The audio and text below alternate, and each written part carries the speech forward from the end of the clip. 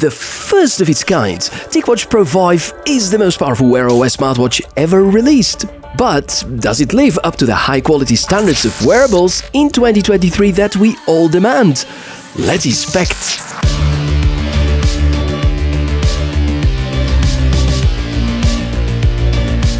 Yes, it's called the Ticwatch Pro 5 and it arrives more than 2 years after the release of the Ticwatch 3 series. There hasn't been any generation 4 in between, probably because in China 4 is considered to be a rather unlucky number. There's really a lot to talk about here because we have a brand new system on a chip from the makers of the famous Snapdragon series. There's a much bigger battery than the predecessor unit, a lot more RAM, the iconic dual display setup, more than 100 professional tracked workouts, and I guess we should have a serious conversation whether that's the best Wear OS smartwatch up until now or not. Let's go. It costs around $350 and this means that the price also got a slight upgrade. Given the economical situation, I think the spike of only $50 is good news. Likely this is going to match the value of Fossil's Generation 7, so the big question is whether Samsung is gonna beat the price with the Galaxy Watch 6, expected later this year, likely August or September. I didn't really talk much about the Pixel Watch series, but they cost a lot more than that, and availability is still limited. Speaking of changes, there's a big change with the package. It's the first Ticwatch arriving in such kind of a box and now belongs to the family of Apple, Samsung, Xiaomi and many other brands' box designs. If you care about highlights, a lot of them are already visible. It's just a matter of time for me to share whether these are true statements or not quite. So here it is, the Ticwatch Pro 5. No wow effect. I actually expected a bit more out of the design, maybe the marketing photos hyped me a bit too much. There certainly are a lot of design similarities to the third generation. In terms of accessories, just the charging cable, yeah, it is a cable involved and not wireless, and some paper guides. Before the initial setup and the pairing, two very important reminders. This watch doesn't work with iOS devices, so do not expect to pair it with an iPhone, and for Android smartphones, do not do the same mistake as I did. The Wear OS app is no longer to be used with Ticwatch Pro 5, instead you have to download and run Mobvoi Health. While the connection is being established, and we already have noticed the crown and the physical button on the side, as well as the health tracking sensors at the bottom, here are more of the tech highlights. The brand new Snapdragon W5 Gen 1, 2GB of RAM, 32GB storage, the iconic dual-layer display, Gorilla Glass protection, military-grade toughness standard, 5 ATM Water Resistance, a 611 mAh battery with fast charging technology, a weight of only 44 grams. At launch, it arrives with Wear OS 3.5. The specs are wow, but I'm gonna start the discussion with the obvious, and that's the design, which, as you can notice, is not too remarkable or different from the previous generation. I was expecting a bit more. Yes, there are some metal components, which looks nice, but if we compare to what Huawei are bringing with their wearables, that's not as good, and it's just fine when you look at it on the hand. I think the more impressive part is on the inside. A brand new system on a chip, and Mobvoi are the first to adopt the new wearable system on a chip by Qualcomm. I guess it took them really a lot of efforts, but the performance is remarkable. It's manufactured on a much thinner process, which should contribute to better battery life, and I'll speak of that in just a few moments. There's an increase with RAM, not just in terms of size, because now we have 2GB, but we jump from DDR3 to DDR4, that's a good thing. Increased storage. Bluetooth is 5.3, which is also famous for very power-efficient functionality. There finally is a rotating crown, and I can't describe you how useful and invaluable this could be, especially when you have to zoom in on a photo or Google Maps navigation. It's brilliant.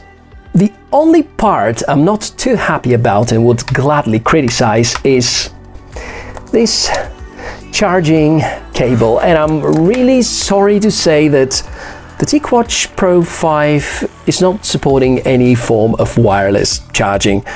Quite a disappointment. Now, time to explore how the new hardware is working with the new software. Looks like Ticwatch go the Samsung way and dedicate the top button for quick access to the recently launched apps. A good move. The crown is rotating, opens the app list and acts as a home button and of course scrolls up and down. Invaluable. I didn't find a way to assign a long press action, guess it might appear later as a software feature. In terms of display navigation, it's similar to what other brands will let you do and also to the older Ticwatch series. On top, Wear OS has quite a good user experience walkthrough, so you're very quickly going to get up to speed how to get the most out of the watch. In terms of pre-installed apps, the good news is that there is close to zero bloatware, and also this Ticwatch once again uses the Tic Health ecosystem, which I continue to consider to be the best in the Wear OS market, because you have polished and reliable apps to measure heart rate, blood oxygen saturation, stress levels, sleep cycles, and so on. It covers almost everything you can think of in terms of smart 2023 health tracking, except for blood pressure measuring. It's related to a lot of compliance checks in many countries, so I guess Mobvoi are going to stay away from it for a while.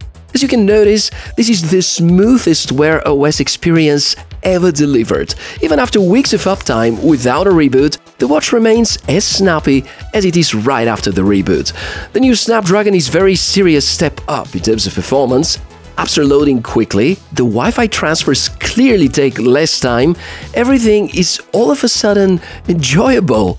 Not that the Pixel or the Galaxy Watch series don't provide good user interface, it's just that the hardware here brings it on a completely new level.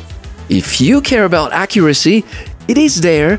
I feel that the health parameters and steps are very well tracked. There is now a one-tap measurement, fetching the data from most of the sensors.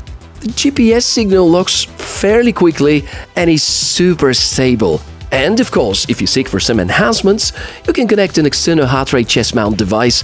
Bluetooth is the only supported protocol for that. There won't be ANT Plus support, which is present with some of the Garmin models.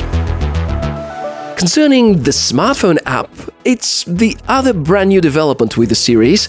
It's called now Mobvoi Health, replacing the Mobvoi app and the Wear OS apps both, and happens to be your one-stop to review all the collected information, from the 24/7 heart rate tracking down to the little details about sports activities. Well, there seems to be a lot more work to do in regard to it. No easy way to export GPX tracks yet, or zoom in through the Google Maps to see the route details. There are, by the way, more than 100 tracked workouts, and those which happen to be performed outdoors will also track the routes and the pace using the inbuilt GPS. Unfortunately, there is no easy way to transfer files between the phone and the watch, which is kind of weird given the serious storage upgrade the Ticwatch Pro 5 is facing. Likely, that's another pending software task for the Mobvoi team. But you know what? I'm the happiest because of the battery life. Mobvoi promised around 80 hours in smart mode per charge. I was getting close to 3 days on a regular basis, which is insanely good result for a Wear OS device, plus the quick charging which is involved, and for half of an hour, you're gonna get around half of your battery capacity back to full. So finally, we have a true smartwatch which can last. Furthermore, you can let the so-called Essential mode automatically kick in during the night, extending the battery cycles even further. As a feature, it also got an upgrade. A whole lot more details are now shown in Essential mode. Basically turns Ticwatch 5 Pro into a fitness tracker with battery life lasting more than a month. It's quite a pity that the Bluetooth connection works only in smart mode.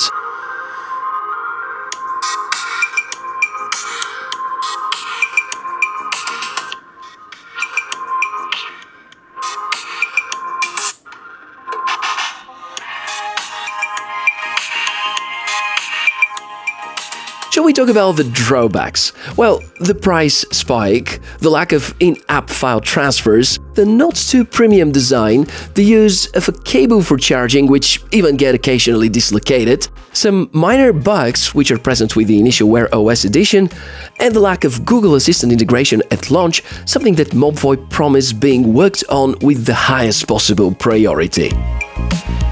In the end, in terms of performance and achievements, this is the best from the Wear OS world right now. I think Movo have done a remarkably good job with the Ticwatch Pro 5, implementing the new system on a chip by Qualcomm, upgrading the RAM, the storage, all other internal components, keeping the slightly boring design, and kind of disappointing us with the lack of wireless charging.